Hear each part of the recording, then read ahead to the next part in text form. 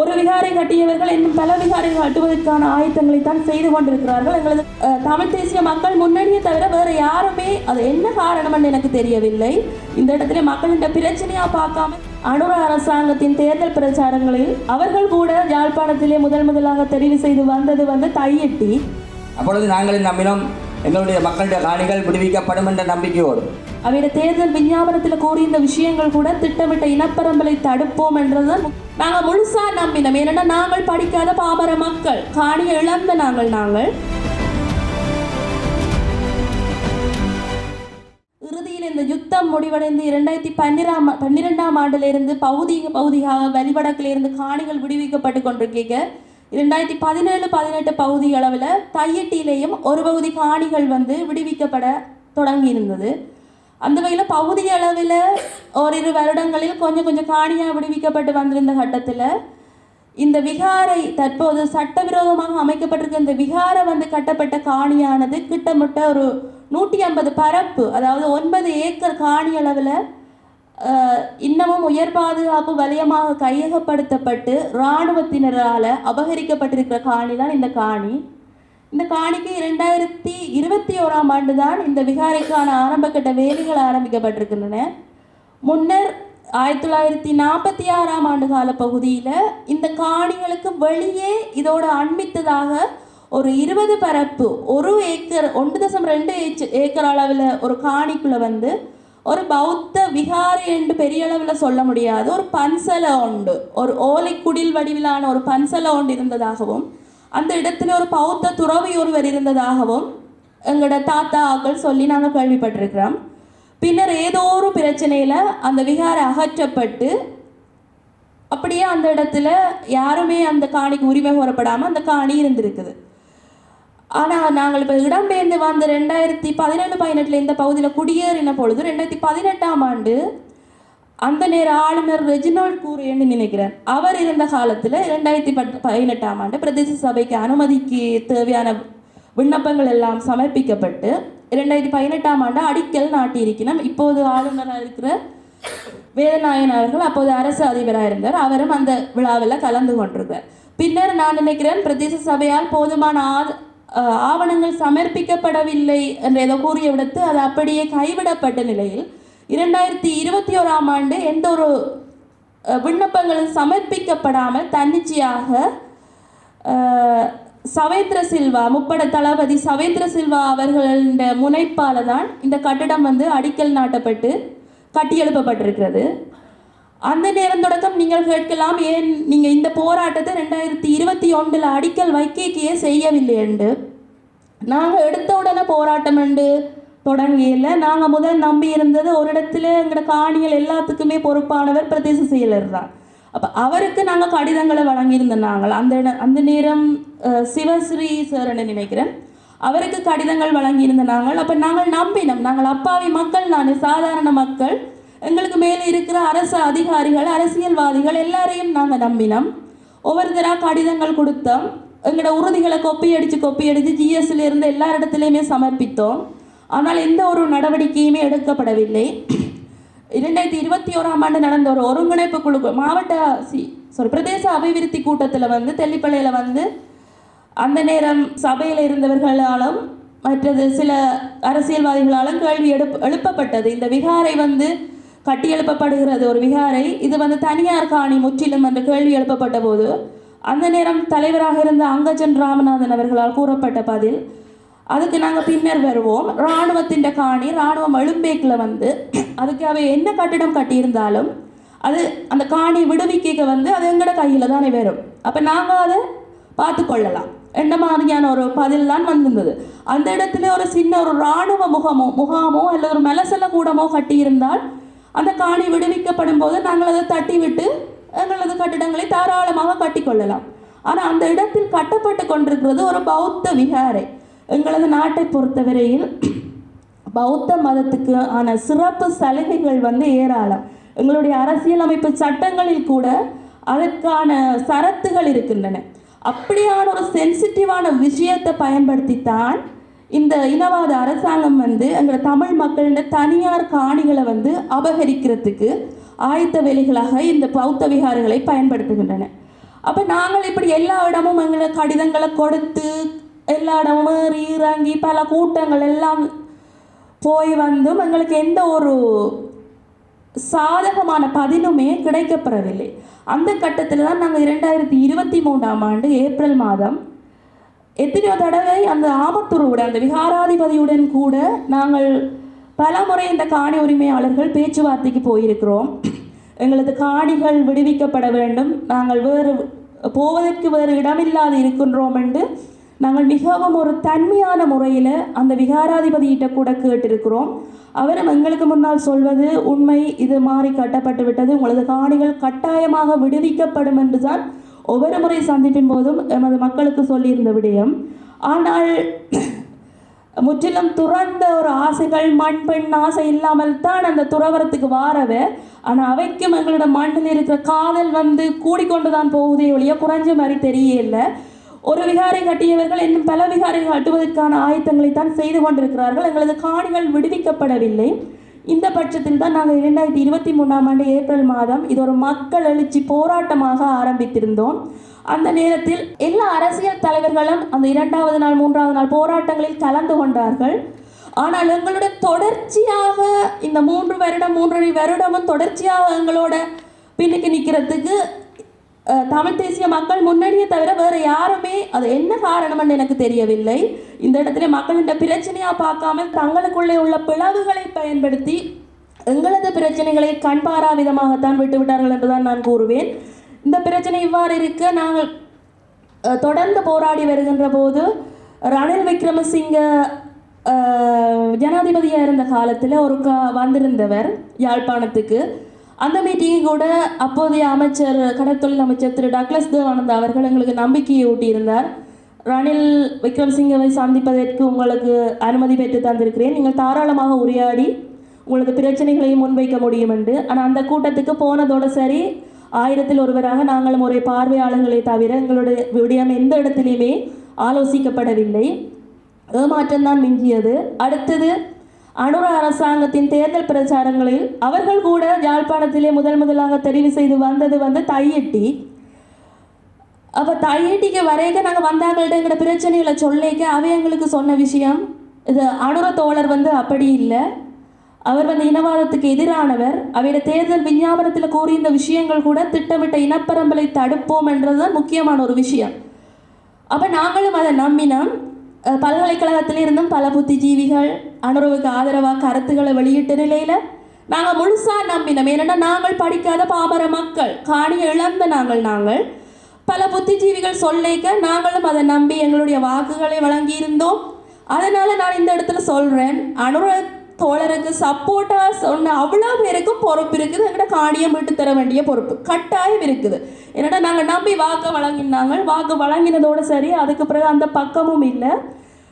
தெரிவு செய்யப்பட்ட 3 நாடாளுமன்ற உறுப்பினர்களும் ஒரு தேசிய பட்டியல் அமைச்சரும் இதுவரைக்கும் காலடி எடுத்து வைத்தது கூட இல்லை, சந்திப்பதற்கு கூட பின்னிக்கிறார்கள். ஆனால் பல முகநூலில் நிறைய பேர் தங்களை பின்னூட்டங்கள் இடுகிறாங்க. அந்த கொல்லன் இழகின இரும்ப கண்டா ஓங்கி அடிப்பானாம் என்ற மாதிரி எல்லாம் எழுதியிருந்தார்கள். நான் ஒன்றை சொல்லிக்கொள்ள விரும்புகிறேன், நாங்கள் இந்த அனுர அரசாங்கத்துக்கு எதிராக இந்த போராட்டத்தை தொடங்கவில்லை, ரணில் விக்ரமசிங்கோட காலத்திலேயே தொடங்கிட்டோம். மற்றது யாரும் என்பிபி ஆதரவாளர்கள் கூட எங்களோட சேர்ந்து பங்கேற்கலாம் இந்த போராட்டத்தில். ஏனென்றா இப்போ இது நாங்கள் அரசாங்கத்துக்கு எதிராக நாங்கள் போராடல, எங்களோட காணி எங்களுக்கு வேணும், அந்த திட்டமிட்ட ரீதியில் அந்த சட்டவிரோதமாக கட்டப்பட்ட அந்த கட்டடத்துக்கு எதிராகத்தான் நாங்கள் போராடுகிறோம். பிரதேச சபையில் கூட பல தீர்மானங்கள் நிறைவேற்றப்பட்டிருக்கின்றன இந்த முறை. ஆனால் அந்த தீர்மானங்கள் இன்னுமே நடைமுறைப்படுத்தப்படவில்லை. ஆனால் அதற்கு முதலே அந்த தீர்மானங்கள் நிறைவேற்றப்பட்ட உடனேயே போலீசாரினால் அந்த பிரதேச சபைக்கு அறிவுறுத்தல் வழங்கப்பட்டிருக்கிறது. இப்படியான இந்த கட்டடம் சட்டவிரோத கட்டிடம் என்று சொல்லி பெயர் பலகை ஏதும் நாட்டப்படும் இடத்து தகுந்த நடவடிக்கை எடுப்போம் என்ற ஒரு மிரட்டல் தொனியில ஒரு அறிவுறுத்தல் வழங்கப்பட்டிருக்குதுண்டா. மாணவர்களாகிய நீங்கள் சிந்திக்க வேண்டும், அது ஒரு சட்டவிரோத கட்டிடம், முற்று முழுதாக எங்கள்கிட்ட 100% சட்ட ரீதியான உறுதி இருக்குது. அந்த காணிகளுக்கு எந்த ஒரு சுவீகரிப்போ ஒன்றுமே இல்லாமல் சட்ட ரீதியாக இந்த பௌத்த விகாரை கட்டப்பட்டிருக்கிறது. பிரதேச சபையிடம் முறையாக எந்த ஒரு அனுமதியுமே பெறப்படவில்லை. அந்த இடத்துல அவங்க பெரிய ஒரு பெயர் பலகை நட்டிருக்கிறாங்க, இராணுவத்தினரால் கட்டியமைக்கப்பட்ட விகாரை என்று சொல்லி ஒரு பெயர் பலகை, உண்மையாக சட்டவிரோத கட்டிடங்களுக்கான பெயர் பலகைகள் அனைத்துமே அகற்றுவதற்கான அதிகாரம் பிரதேச சபைக்கு இருக்கிறது. அவ்வாறு இருக்கையில் அந்த கட்டடம் சட்டவிரோத கட்டடம் என்று சொல்லி பிரதேச சபையால் ஒரு அறிவித்தல் பலகை நடப்போற இடத்துல அதுக்கு எதிராக பல அராஜகங்கள் போலீசாரால் கட்டவிழ்த்து விடப்பட்டு பிரதேச சபை உறுப்பினர்கள் கைது செய்யப்பட்டிருந்தார்கள். அதற்கு பிற்பாடு போலீசாரினால் அந்த மிரட்டல் வகையான கடிதம் அனுப்பப்பட்டிருக்கிறது. அப்போ இந்த இடத்துல நாங்கள் சிந்திக்கணும், எங்களோட சட்டங்கள் என்ன மாதிரி இந்த இடங்களில் செயற்படுகின்றனன்றதை நாங்கள் சிந்திக்கணும். இந்த மக்கள் போராட்டம் நிறைய பேர், தேசிய மக்கள் சக்தி ஆதரவாளர்கள் நிறைய பேர் எங்களுக்கு சொல்கிற விஷயம், இதெல்லாம் சும்மா அதில் நின்று போயா போராட்டம், பௌர்ணமி போராட்டம், அதில் நின்று 4 பேர் கத்துறது அலைதோண்டு முடிஞ்சிடாது. பேச்சுவார்த்தை மூலம் தான் இந்த போராட்டத்தை தீர்க்க முடியும், சட்டத்தின் மூலம் தான் தீர்க்க முடியும் என்ற பிரதேச சபைக்குரிய அதிகாரங்களை பயன்படுத்தி ஒரு சின்ன வேலையை கூட உங்களோட பௌத்த இதுக்கு எதிராக செய்ய விடுகிறீர்கள் இல்லை என்றால் உங்களை நம்பி நாங்கள் நீதிமன்றங்களில் எவ்வாறு வழக்கு தொடுவது? சாதாரணமான வேலி சண்டைக்கு அந்த காணி வழக்குகள் எவ்வளவு காலமாக இழுபடுகின்ற நிலையில் இது திட்டமிட்டு தான் கட்டப்பட்டிருக்கு. இது விகாரைக்காக திட்டமிட்டு கட்டப்படவில்லை. இன்னொரு விடயத்தை நாங்கள் தெளிவாக விளங்கிக் கொள்ள வேண்டும். தனியார் காணி, அரச காணி 2 டைப்ல தான் இருக்குது இங்கே யாழ்ப்பாணத்தில். அரச காணி என்று சொன்னால் அதில் டீட்டெயில் முழுக்கவே பிரதேச செயலர்கிட்ட இருக்கும். மற்றது தனியார் காணி, அதுவுமே எங்கட காணிகள் எல்லாம் தேச வளமை சட்டத்துக்கு உட்பட்ட முறையில் தான் பதியப்பட்டிருக்குது. அப்படி இருக்கேக்க மற்ற இடங்கள்ல எல்லாம் திட்டமிட்டு சிங்கள குடியேற்றங்களை கொண்டு வர இந்த இனவாத அரசாங்கம் யாழ்ப்பாணத்தில் எவ்வாறு சிங்கள குடியேற்றங்களை கொண்டாடுற ஒரு பிரச்சனையில சிக்கிக்க தான் அவங்களுக்கு கிளிக் ஆயிருந்து இந்த பௌத்த மதம். இந்த பௌத்த மதத்தை பயன்படுத்தி ஒரு விகாரையை கட்டிட்டா இப்போ எங்களுக்கு எல்லாரும் நிறைய பேர் அட்வைஸ் சொல்கிற விஷயம் என்னன்னு சொன்னால், அவங்களோட விகாரையில் கை வைக்க போகக்கூடாது. போனால் இது பெரிய ஒரு அமைச்சர் சந்திரசேகர் கூட கிட்டடியில் ஒரு இதில் சொல்லியிருந்தார், கை வச்சா பெரிய கலவரம் வெடிக்கும் என்று சொன்னார். அதை ஏன் நீங்கள் வெடிக்கும்போது நீங்களே கலவரமாக்க விளக்குறீங்க? இப்போ ஆசாரி வளர்ந்திருந்தாலும் பூசாரி வளர்ந்தராத நிலைமை தான் இங்கே நடந்து கொண்டிருக்குது. பலவந்தமாக முட்டு கொடுத்து கொண்டிருக்கிறார்கள். நீங்கள் ஒதுங்குங்கள், நாங்கள் எங்களுடைய உரிமைகளை பெற்றுக்கொள்கிறோம், முடிந்தால் பேசாமல் இருங்கள், குறுக்கே தேவையில்லாத வெட்டி வீராப்புகளை பேசி கொண்டிருக்க வேண்டாம். இந்த குடியேற்ற திட்டத்துக்காக பௌத்த முதல் உயர் பாதுகாப்பு வலயம் என்று கைப்பற்றினார்கள் எங்களது காணிகளை. பின்னர் அதில் இராணுவ முகாம்களை நிறுவினார்கள். படியாக பௌத்த விகாரைகள் முளைக்கின்றன. அதன் பின்னே அங்கே அந்த விகாரைக்கு சேவகம் செய்வதற்காக குடியேற்றங்கள் கொண்டு வர இருக்கிறார்கள். இதுதான் அவர்களுடைய திட்டம். அந்த குடியேற்றங்கள் ஒரு 5 குடும்பத்தை கொண்டு இருத்தினா காணும் தாராளமாக. நாங்கள் என்ன பௌத்த மதத்தில் கை வைக்கக்கூடாது, எங்களோட சுத்தம் நாங்கள் அனுபவித்தது காணும், இனியும் நாங்கள் ஒருவேளை நாங்கள் இருக்கிற இடம் தெரியாமல் எங்களோட சோழியில் பார்த்து கொண்டு இருந்துருவோம். நாங்கள் இருக்க அவன் எங்களுடைய அந்த மனப்பான்மையை அவன் ப்ளஸ் பாயிண்டாக பாவிச்சு அவன் விகாரையில் கட்டி அதை சுற்றி சிங்கள குடியேற்றங்களை கொண்டு வர இருக்கிறான். அதுதான் உண்மையாக நடக்க போகிறது. இன்றைக்கு நாங்கள் காணாமல் எங்களுக்கு தோல் கொடுக்காம நீங்கள் ஒதுங்க தையிட்டி மட்டுமில்லை, அடுத்தது தாவடியிலிருந்து கொக்கோவிலிருந்து யாழ்ப்பாணம் பல்கலைக்கழகம் பறி போனாலும் சந்தேகப்படுறதுக்கு இல்லை, உடனே நடக்காது. ஒரு 50 வருஷம் 100 வருஷத்தில் கட்டாயம் இதெல்லாம் நடக்கும். இப்போ நாங்கள் கட்டாயம் ஒவ்வொரு தினம் உணர்ந்து இந்த போராட்டத்துக்கு துணை கொடுக்க வேணும். மற்றது தகவல்கள் வெளியில் வருது. இப்போ தொல்பொருள் என்று சொல்லி சொன்னால் யாழ்ப்பாணத்தில் மொத்தம் 44 இடங்கள் தான் தொல்பொருள் சின்னமாக அடையாளப்படுத்தப்பட்டிருக்குது. இப்போ இவை சொல்லினோம், இது எங்கட தேவ நம்பிய தீசன். இப்போ அந்த விகாரைக்கு நீங்கள் யாரும் போயிருந்தால் அந்த ஆமத்துருவால் சொல்கிற விஷயம் இது தேவ நம்பிய தீசன் காலத்தில் கட்டப்பட்ட விகாரை. பின்னர் இந்த மக்கள் இருக்க இடம் இல்லாமல் இந்த இடத்துல இருந்திருந்து ஆட்சி உறுதி பிடிச்சேன்னு சொல்லி அது எங்களோட உறுதிகளை வடிவாக பார்த்தா எல்லாருக்குமே விளங்கும். அப்படியான உறுதிகள் அல்ல. சரி, தேவ நம்பிய தீசன் காலத்தான் விகாரை என்றால் கூட உங்களாலேயே அந்த இடத்துல ஒரு தொல்பொருள் சிதைவுகளோ அழிவுகளோ எதுவுமே காட்டப்படவில்லை. அப்படி இருந்தால் கூட அந்த சிதைவுகள் தான் பாதுகாக்கப்பட வேண்டுமே ஒழிய புதிய ஒரு கட்டிடம் தொல்பொருள் சட்டத்தின் கீழே அந்த இடத்துல கட்டியமைக்க முடியாது. மற்றது இன்னொரு விஷயம், எங்கட காணி தேச வளமை சட்டம் ஒல்லாந்தர் காலம் ஒல்லாந்தர் 1706 வந்துட்டிடும். அப்போ கிட்டத்தட்ட 320 ஆக குறைஞ்சது 320 வருஷ வரலாறு இருக்குது. எங்கட பூர்வீகம் தமிழர்கள், தனி தமிழர்கள் வாழ்ந்த இடம் தான். அந்த 46ஆம் ஆண்டு விகாரைக்குரிய காணி என்னென்று வந்ததுன்னு சொன்னால் அது கூட தமிழர் ஒரு ஆள் கஷ்டத்தின் நிமித்தமோ ஏதோ ஒரு பிரச்சனையின் நிமித்தம் ஈடு வைத்த காணியை மீட்க முடியாமல் அது பெரேரான்ற ஒரு சிங்கள ஒரு ஆளுக்கு போய் அவர் டொனேட் பண்ணி தான் அந்த விகாரைக்கு போயிருக்கு. அந்த உறுதிகள் எல்லாம் மிகவும் தெளிவாக இருக்கின்றன. 53ஆம் ஆண்டு எங்களது உறவினர் ஒருவது உறுதியில் எழுதுறதுல அந்த ஒரு வடக்கு எல்லையாக அந்த விகாரை காணி காட்டப்பட்டிருக்கிறது. ஆனால் 38ஆம் ஆண்டு 44ஆம் ஆண்டு எழுதினப்பட்ட உறுதியில் அது தமிழால் ஒரு ஆள் என்ற காணியாகத்தான் அந்த எல்லை காட்டப்பட்டிருக்கிறது. அப்போ இதிலிருந்து தெளிவாக விளங்குது 1946ஆம் ஆண்டு அது ஒரு டொனேஷனில் போன காணி தான் அது. அந்த காணியும் இருக்கத்தக்கறியா, அந்த காணியில் அடிக்கல் வச்சு அந்த காணியில் விகாரை கட்டினா எங்களுக்கு எந்த ஒரு பிரச்சனையுமே இல்லை. நானும் எனது பிள்ளைகளோடு வெசாக் கொண்டாட போவேன், தன்சல் வாங்க போவேன், எல்லாத்துக்கும் போவேன். ஏனென்றால் நான் பௌத்த மதத்துக்கு எதிரானவளோ சிங்கள இனத்துக்கு எதிரானவளோ அல்ல.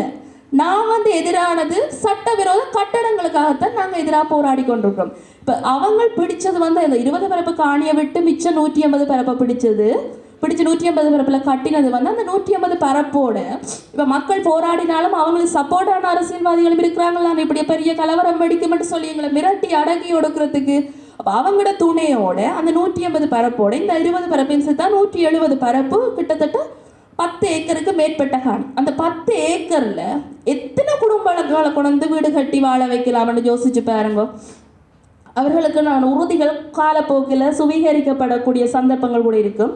சுவீகரித்து அவர்களுக்குரிய உறுதிகள் வழங்கப்பட்டால் அந்த இடத்துல ஒரு 100 குடும்பம் வந்துச்சுன்னு சொன்னால் காலப்போக்கில் எங்களோட ஜாழ்ப்பாணம்ன்றது எங்களோட தமிழர் பாரம்பரியம் எங்களோட காணி நிலம் எல்லாத்தையும் இழந்து நாங்கள் ஒட்டுமொத்தமாக அகதிகளாக வெளிநாடுகளில் போய் வாழ வேண்டிய நிலைமை தான் உருவாகும்.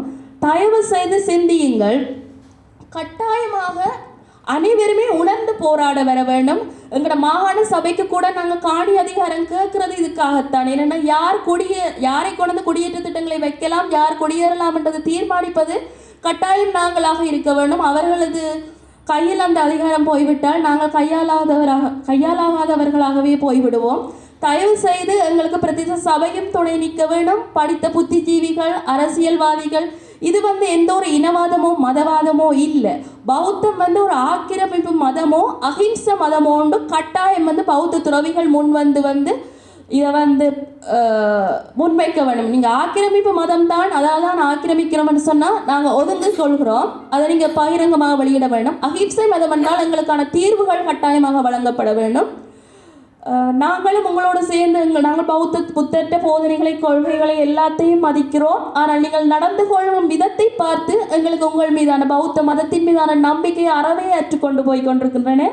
இப்போ கௌதம புத்தர் வந்து போதிச்சதை நாங்கள் வந்து பார்க்கல, வாசிக்க கூட இல்லை. நீங்கள் நடந்து கொள்கிற விதத்தை வச்சு தான் நாங்கள் கண்டுகொள்ளும், ஓ புத்த பகவான் இதைத்தான் போதிச்சிருக்கிறாருன்னு சொல்லி. நீங்கள் ஆனால் வாயால் சொல்கிறீங்க புத்த பகவான் இதெல்லாம் போதிச்சிருக்கிறாருன்னு சொல்லி, ஆனால் நீங்கள் செயற்படுற விதம் வந்து வேறொரு வகையாக இருக்குது.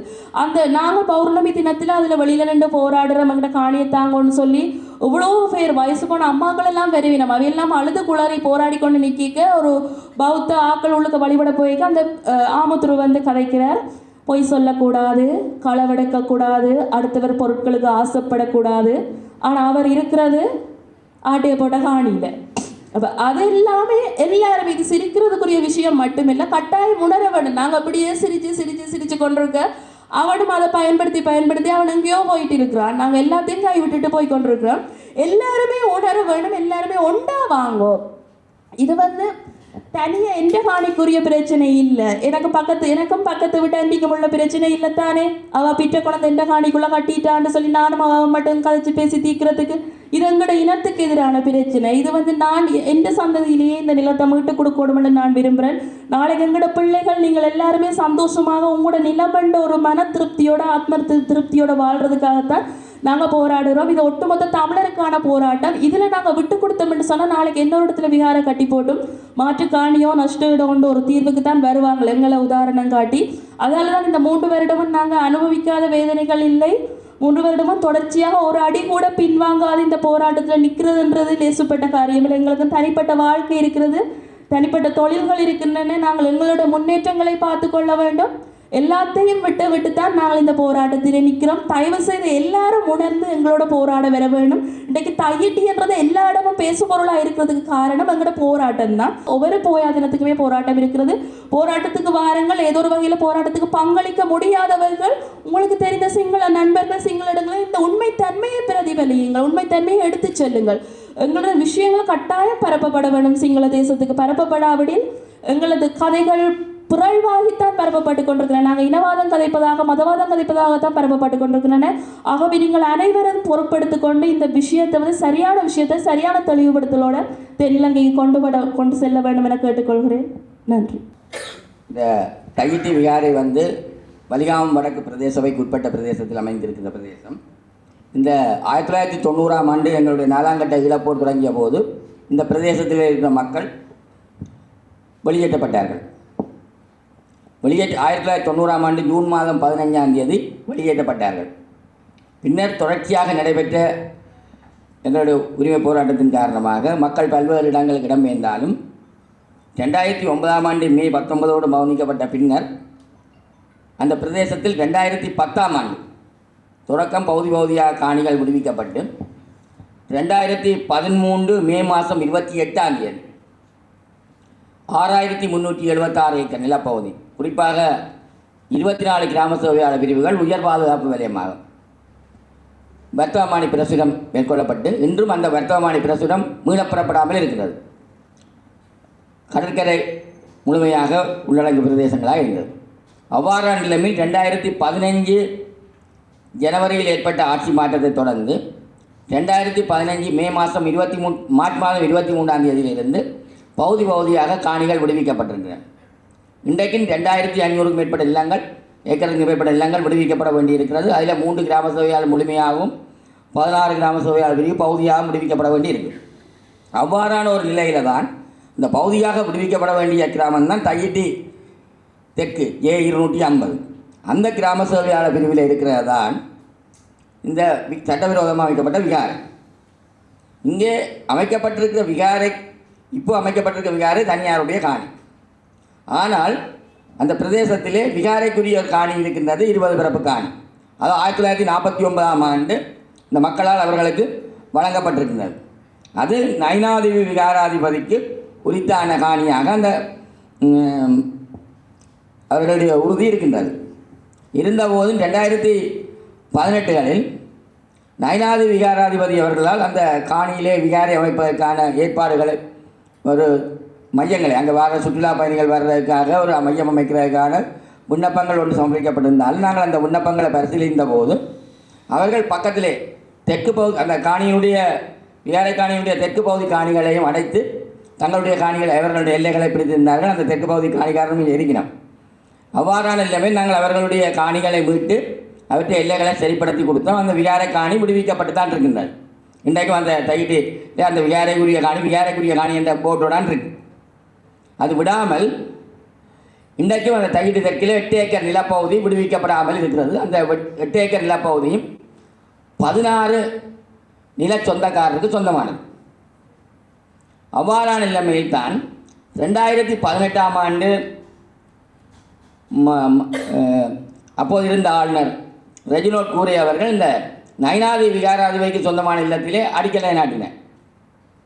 அவர்களுடைய எதிர்ப்பை தொடர்ந்தும் அந்த விகாரை அந்த காணியிலே கட்டப்படாமல் நிறுத்தப்பட்டது. அடிக்கல் நாட்டலோடு முடிவடைந்தது.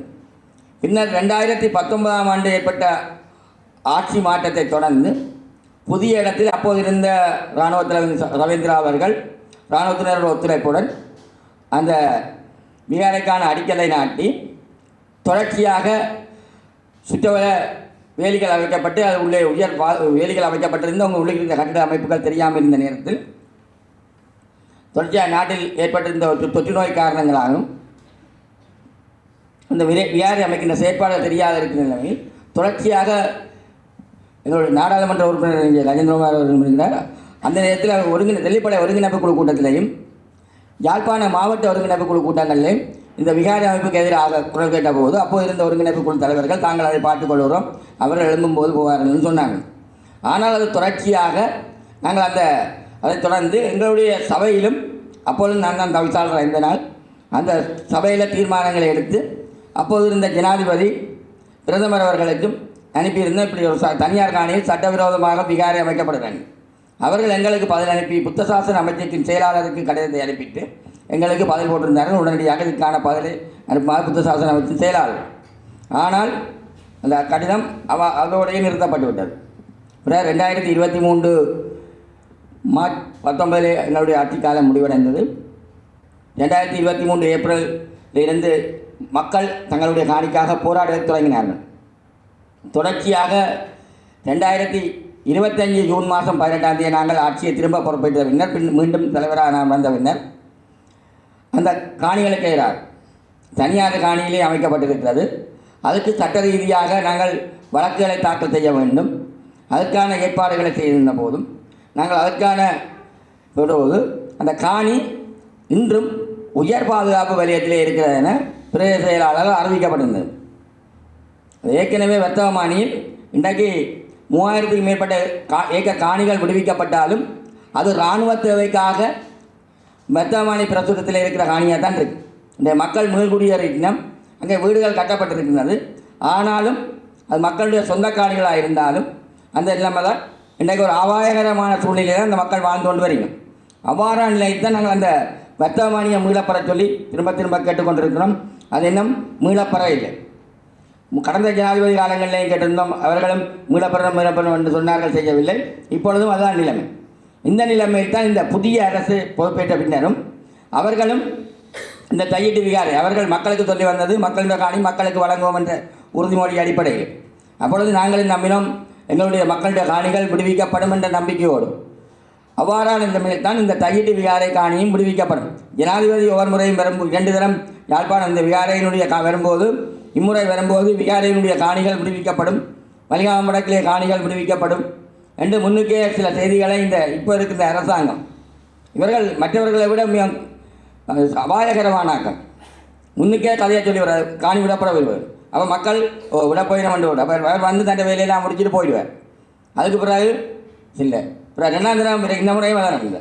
இந்த முறை அப்படி இந்த முறை வரைக்க மக்களிட காணிகள் விடுவிக்கப்படும் என்று மக்களிட காணிகள் விடுவிக்கப்படும் என்று சொன்னபோது அந்த சட்டவிரோதமாக அமைக்கப்பட்டிருக்கிற காணியில் அமைக்கப்பட்டிருந்த இராணுவ பங்களோவில் தான் ஜனாதிபதி வந்து தாங்கி நின்றார். நிவாரண நிலைமையில் தான் நாங்கள் அந்த விகாரையில் அப்பொழுது அது சட்டவிரோதமானது என்று எங்களுடைய வர்த்தமானி பிரசுரத்தை எங்களுடைய சட்ட அடிப்படையில் நாங்கள் அது சட்டவிரோத கட்டணம் என்று எங்களுடைய அனுமதி பெறாத கட்டணம் என்று நாங்கள் நோட்டீஸ் ஒட்டக்கூடிய நிலைமை இருந்தது. ஆனால் அந்த நோட்டீஸ் ஒட்டினால் 3 மொழிகள் வருகின்ற சிங்கள மக்களுக்கும் அது விளங்க வேண்டும் என்ற அடிப்படையில் 3 மொழிகளிலும் போட வேண்டும் என்கின்ற சபையின் தீர்மானம் எடுக்கப்பட்ட நிலைமையில் போலீஸ் பலாலி ஓய்சியால் எங்களுடைய சபையின் செயலாளர் ஒரு கடிதம் அனுப்பப்பட்டிருந்தது. நீங்கள் இவ்வாறான ஒரு பலகையிட தீர்மானித்திருப்பதாக அறிய புலனாய்வு தகவல்கள் கிடைத்திருக்கிறது. அவ்வாறான ஒரு நீங்கள் போட்டிருந்தால் அது சமூகங்களுக்கிடையே முரண்பாடுகளை ஏற்படுத்தி தேவையில்லாத இடர்பாடுகளை ஏற்படுத்தும். நீங்கள் அவ்வாறான செயற்பாடுகளில் ஈடுபட வேண்டாம். அவ்வாறு நீங்களோ வேறு எவர் நபர்களோ ஈடுபட்டால் அதற்கு எதிராக நாங்கள் சட்ட நடவடிக்கை செல்ல வேண்டும் என கூறியிருந்தார்கள். எழுதி கடிதம் அனுப்பியிருந்தார்கள். கடிதங்களும் சபையில் இருக்கின்றன. இவ்வாறான நிலையில்தான் தொடர்ச்சியாக அந்த காணிகளில் எங்களுடைய முயற்சி நடைபெற்ற போது தொடர்ச்சியான போராட்டங்கள் கடந்த டிசம்பரில் ஏற்பட்டிருந்த போது அந்த தொடர்ச்சியாக எங்களுடைய உறுப்பினர்கள் கைது செய்யப்பட்டும் மக்கள் முறிவினரும் எங்களுடைய மத தலைவரும் கைது செய்யப்பட்டிருந்தார். உண்மையில் அதில் என்னென்றால் அந்த சம்பவத்திலே தொடர்படாத பாராளுமன்ற உறுப்பினர்கள் முன்னாள் பாராளுமன்ற உறுப்பினர்கள் என்ற பெயர்கள் எல்லாம் அந்த அவருடைய போராட்டத்தில் தடை செய்யப்பட்ட பெயர்களில் இருந்து வழக்கிலையும் சேர்க்கப்பட்டிருக்கிறார்கள். அவ்வாறான நிலைமையில் தான் இந்த அரசாங்கம் செயற்பட்டு கொண்டு வருகிறது. இவ்வாறான நிலைமையில் கடந்த 2025 7ஆம் மாதம் 2ஆம் தேதி ஒரு அமைச்சரவை தீர்மானம் ஒன்று எடுக்கப்பட்டிருந்தது. அமைச்சரவை தீர்மானம் எவ்வாறு எடுக்கப்பட்டிருந்ததுன்னா இந்த கையெட்டி தனியார் காணி விவகாரங்களை சுமூகமாக தீர்ப்பதற்காக இந்த 16 பேருடைய காணிகளையும் அவர்களுக்கு என்னமே தெரியாது நயனாதி விகாராதிபதியின் காணி விடுவிக்கப்பட்டன. அந்த காணி அவரை உள்ளடங்கியதாக இவர்களுடைய காணி பிணைகளை தீர்ப்பதற்காக ஒரு குழு ஒன்று அமைக்கப்பட்டிருந்தது. அந்த குழு கிட்டத்தட்ட 3 கூட்டங்களை கூடி முடித்து விட்டார்கள். அந்த குழுக்களில் யார் அங்கத்துவம் வகிக்க வேண்டும் என்றதில் பிரதானமாக காணி பாதிக்கப்பட்ட காணி உரிமையாளர் இருந்திருக்க வேணும். ஆனால் காணி உரிமையாளர் அதுக்கு அழைக்கப்படவில்லை. ஆனால் சட்டவிரோதமாக பிடித்து வைத்திருக்கின்ற பிக்கு அழைக்கப்படுகிறார். அந்த கூட்டத்தில் பிரதேச செயலாளர் செல்கிறார், மாவட்ட செயலாளர் செல்கிறார், புத்துசாசன அமைச்சின் செயலாளர் இருக்கிறார். இவ்வாறான நிலைமையில் தான் அதை விட இந்த பௌத்த பிரிவினர்களின் தலைவர்கள் அழைக்கப்பட்டிருக்கிறார்கள். அவர்கள் அங்கேருந்து கடிதம் எழுதுகிறார்கள், இது தையிட்டு விகாரை எங்களுடைய பரம்பரை காணிகள் பௌத்த சாதனத்துக்குரிய காணிகள் என்று. அங்கே அவர்களுக்கு எந்த விதமான உரித்துவமும் இல்லை. இது எங்களுடைய பரம்பரை காணியாக இருந்தது. ஒருவர் தன்னுடைய கஷ்டத்தின் நிமித்தம் அடை வைத்ததன் பின்னர் விற்கப்பட்ட காணிகளாக தான் இருக்குது. உறுதிகள் ஆவணங்கள் அடிப்படையில் அவ்வாறு இருக்குது. இவ்வாறான நிலையில்தான் இந்த காணிகளை விடுவிப்பதற்கு தொடர்ச்சியாக மக்களாலும் போராட்டங்கள் நடைபெற்று வருகின்ற நிலைமையில் எங்களுடைய சட்ட ரீதியான நடவடிக்கைகளை நாங்கள் எடுக்க வேண்டியிருக்கிறோம். ஏனென்றால் இதில் சில சட்டத்தன்மை இருக்குது. என்னென்றால் இந்த உயர் இராணுவ தேவைக்காக எடுக்கப்பட்ட காணிகள் என்ற வர்த்தமானி பிரசுரம் இன்றைக்கும் எங்களுக்கு அது ஒரு தடையாக இருக்குது. இன்னும் அதில் அந்த விகார கட்டின நிலையை பார்த்தா தெரியும், இது இராணுவத்தால் அமைக்கப்பட்ட கடைசி வரை இராணுவம் இருந்தது. பின்னர் மக்களின் போராட்டம் இறுக்கமடைந்து கொண்டு வந்த இறுதி காலத்தில் இந்த புதிய அரசு பொறுப்பேற்று கொஞ்ச காலத்தில் இப்பொழுது அங்கே இராணுவ சீருடையில் இருந்த இராணுவம் வெளியேற்றப்பட்டிருக்கிறார்கள் என்று சொல்லப்படுது. ஆனால் அங்கே சிவிலில் சீருடை இல்லாத இராணுவத்தினர்தான் அங்கே பாதுகாப்பாக இருக்கிறார். புத்தவிக்கு கொழும்புக்கு போனால் அல்லது வெளியிலே சென்றால் அங்கே பாதுகாத்து கொண்டு இருக்கிறவர்கள்லாம் சிவிலில் இருக்கிறார்கள். யாராவது ஒரு ஆள் உள்ளுக்கு போயிட்டால் வந்து கேட்பார்கள், நீங்கள் ஏன் வந்து நீங்கள் எதுக்கு வந்து நீங்கள் என்று. சிவிலில் இருக்கிறார்கள், சிங்களத்தில் அவை ஆமிதான். இராணுவத்தினர் வெளியேறி என்ற மக்களை காட்டிக்கொண்டும் அந்த காணியோடு அஜோனியாக இன்னொரு இராணுவ ஒரு கம்ப்யூட்டர் சென்டர்ஸ் கொண்டு வச்சிருக்கணும். இவ்வாறான நிலைமையில் இந்த காணிகளை விடுவிப்பதற்காக தொடர்ச்சியாக மக்கள் போராடி வருகிறோம். நாங்கள் அதை சட்ட ரீதியாக இவ்வாறு பாதுகாத்து கொள்ளலாம் என்ற அடிப்படையில் எங்களுடைய சட்ட திட்டங்களுக்கும் எதிர்கால சில விடயங்களை நாங்கள் காணி விடுவிப்பில் செய்ய வேண்டிய விடயங்களுக்காகவும் எங்களுடைய முயற்சிகள் தொடரும். அதனோடு தொடர்ச்சியாக நாங்கள் சில சட்ட ஏற்பாடுகளை செய்வதற்கான ஆயத்த நிலைகள் வளர்ந்து வருகிறது, தொடரும் என்றதும் தொடர்ச்சியாக இந்த மக்களுடைய காணிகளை மக்களுக்கு பெற்றுக் கொடுப்பதில் வலிகாமம் வடக்கு பிரதேச சபை கௌரவ உறுப்பினர்களும் சபையும் என்றுமே எச்சரித்து என்று கூறி விட வருகிறது.